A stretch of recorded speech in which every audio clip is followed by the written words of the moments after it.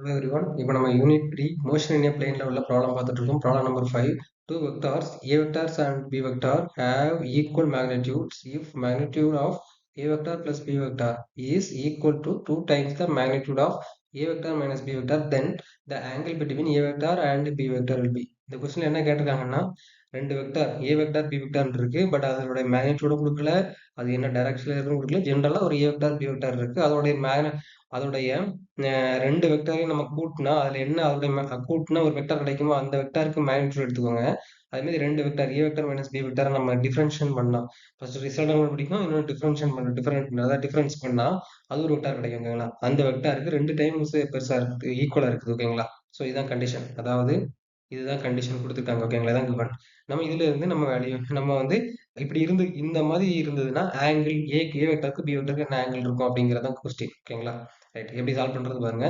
சிம்பிளா ஃபர்ஸ்ட் நான் ஏ vector B vector எடுத்துக்கிறேன். பசங்க ஏ வெக்டார் எடுத்திருக்கேன், பி வெக்டார் எடுத்திருக்கேன். ஓகேங்களா? இப்போ நீங்க நல்லா நோட் பண்ணுங்க. அந்த ஆங்கிள் பிட்வீன் அப்படிங்கும்போது தீட்டா, இதுதான் தீட்டா, இது தீட்டா கிடையாது. புரிஞ்சுக்கோங்க. திரும்ப நான் இதை வரைஞ்சு காமிக்கிறேன். பாருங்க, ஏ வெக்டார் நான் ரேண்டமா ஏ வெக்டார் அப்படின்னு எடுத்திருக்கேன். ஓகேங்களா? ஸோ இங்க ஏ வெக்டார் எழுதுற காரணம்னா நான் பேனா வச்சு எழுதுறதுனால. இங்க பாருங்க நான் கேல்குலேட்டர் எழுதியிருக்கேன். பட் இதை மேனுவலா போட்டா கூட உங்களுக்கு பிரச்சனை கிடையாது. ஏன்னா வெக்டார் பிளஸ் ஆல்ரெடி இருக்கிறதுனால. ஓகேங்களா? ரைட். ஓகே. இப்போ ஏ வெக்டார் பண்ணிட்டுனா அடுத்தது பி வெக்டார் பாத்தீங்கன்னா ஏதோ ஒரு இந்த மாதிரி ஒரு வெக்டார் எடுத்திருக்கேன். ஓகேங்களா? இப்போ பாத்தீங்கன்னா இந்த வெக்டாரோடைய நான் ரெண்டு ஆட் பண்றேன் பேசிக்கா இதுல. ஆனா உண்மையிலேயே ரெண்டு வெக்டாரோட ஆங்கிள் எப்படி நீங்க மெஷர் பண்ணீங்கன்னா பாருங்க, இதுல இப்ப மெஷர் பண்ணக்கூடாது. ஸோ இது பி வெக்டார் வைங்களா, லெட்ஸ் சே இது பி வெக்டார். ஓகேங்களா? ஸோ இதை நான் எப்படி மெஷர் பண்றது, அந்த ஆங்கிள் பிட்வீன் பண்றதா இருந்துச்சுன்னா இதை பாத்தீங்கன்னா ஏ வெக்டார். ஓகேங்களா? ஏ வெக்டார் பி வெக்டர் இப்படி இருக்கணும். ஓகேங்களா?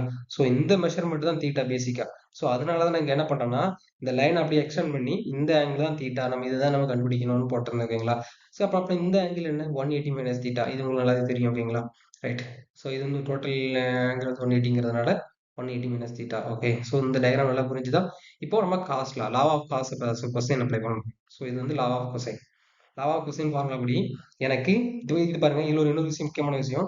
இதோடைய ஏ வெக்டார் பிளஸ் பி வெக்டார். அப்போ ஆக்சுவலா இது வந்து நான் ஏ பிளஸ் பி அப்படின்னு போடுறது வந்து ஏ வெக்டார் பி இது ஒரு வெக்டார் ஆக்சுவலா. புரிஞ்சுக்கோங்க, வெக்டார் இது. ஓகேங்களா? டோட்டலா ஒரு வெக்டார் ஆக்சுவலா. அப்போ இதுக்கு பாத்தீங்கன்னா இதோட லென்த் ஆக்சுவலா ஏ பிளஸ் பியா இருக்காது. நல்லா புரிஞ்சுக்கோங்க. இதோட லென்த்னா மேக்னிடியூட். ஓகேங்களா? இதோட லென்த் நீங்க பாத்தீங்கன்னா ஏ பிளஸ் பியா இருக்காது. அதாவது எப்படி இருக்கும்னா மேக்னிடியூட் ஆஃப் ஏ பிளஸ் பின்னு இருக்கும்.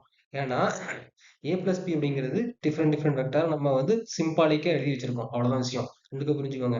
இது ரொம்ப ரொம்ப சிம்பிளா ஏ பிளஸ் பி அப்படின்னு போடக்கூடாது. விஷயம் புரியும் நான் நம்புறேன். ஆக்சுவலா புரியுதுங்களா? அப்ப இதோட மேக்னிடியூட் பாத்தீங்கன்னா A plus B the whole square. அப்ப இந்த அதான் இதை கொசைன்லாம் பாருங்க. எனக்கு இந்த வேல்யூ வரணும்னா ஏ ஸ்கொயர், அதாவது இதுல பாருங்க மேக்னிடியூட் கரெக்டா மேக்னிடியூட் போட்டுருக்கேன். A square plus B square minus 2 into AB. ஓகேங்களா? எல்லாத்துலயும் மேக்னிடியூட் தான் அந்த லென்த்தை குறிக்கும். புரியுதுங்களா?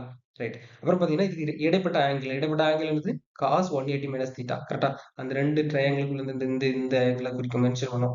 உங்களுக்கு தெரியும் காஸ் 180 மைனஸ் தீட்டாவை நீங்க எப்படி கால்குலேட் பண்றது? நீங்க நிறைய ஃபார்முலா யூஸ் பண்ணாம நான் டேரக்டா எப்படி கால் பண்ணி எப்படி ஃபார்ம்ல இந்த ஆன்சரை கரெக்டா கண்டுபிடிக்கிறதுங்கிறத பாருங்க. ரொம்ப ஈஸியா உங்களுக்கு தெரிஞ்சிருக்கலாம் மேபி.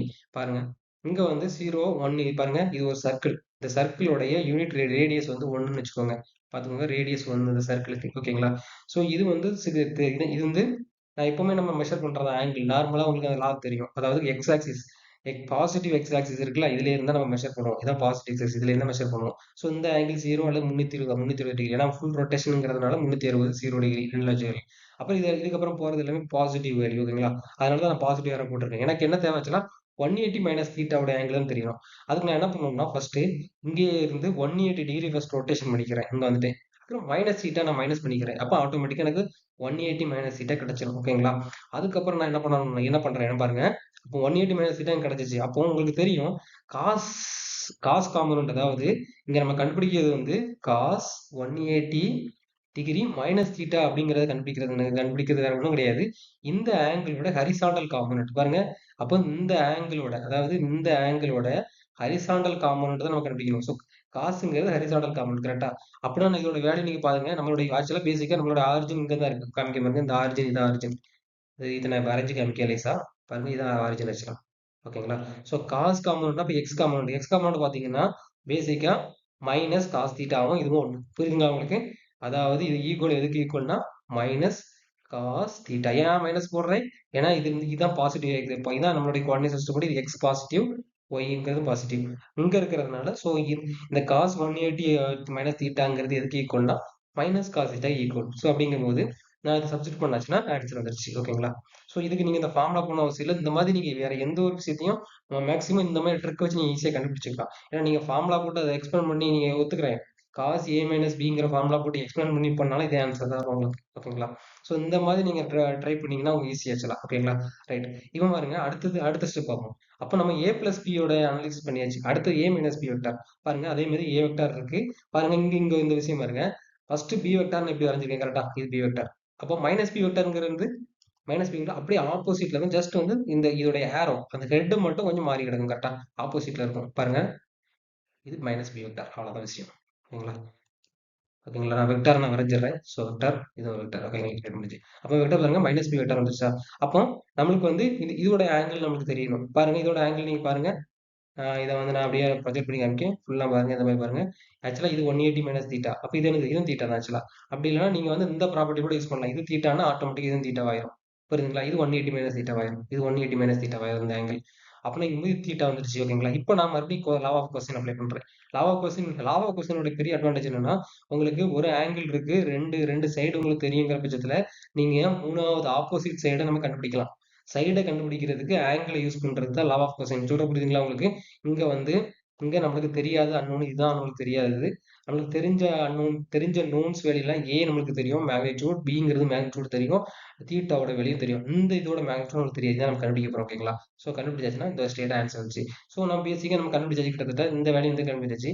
இதை கொண்டு கிவன் கன்ஸ்டெயின் என்ன கன்ஸ்டெயின் ஆக்சுவலா என்ன கேட்டிருக்காங்க? அதாவது ஏ பிளஸ் பி வெக்டார் இருக்குல்ல அந்த வெக்டாரோடைய மாடுலஸ் அதாவது அதோடைய மேக்னிடியூடு 2 டைம்ஸ் ஏ மைனஸ் பி வெக்டாருக்கு ஈக்குவலா இருக்கும்போது அப்படி இருந்தா தீட்டோட வேல்யூ என்ன? அவ்வளவுதான். நீ ஜஸ்ட் சப்ஸ்டிட் பண்ணுங்க. அவ்வளவு தெரியாது பண்ணா ஆன்சர் வந்துடும். அவ்வளவுதான் விஷயம். ஓகேங்களா? ஸோ இதில் நீங்களே பார்த்துக்கோங்க. ஸோ இது நான் பேசிக் கான்செப்ட் உங்களுக்கு சொல்ல வந்தேன். ஆக்சுவலா இந்த விஷயத்துல தான் முக்கியம். ஏன்னா இதுல முக்கியமான விஷயம் இந்த மாதிரி ட்ரிக்னாமெட்ரிக் ஐடென்டி. ஸோ இந்த மாதிரி ப்ராப்ளங்கள் நீங்க ப்ராக்டிஸ் பண்ண தான் உங்களுக்கு நல்ல ஒரு ஐடியா ஒரு எக்ஸ்பீரியன்ஸ் உங்களுக்கு கிடைக்கும். ஓகேங்களா?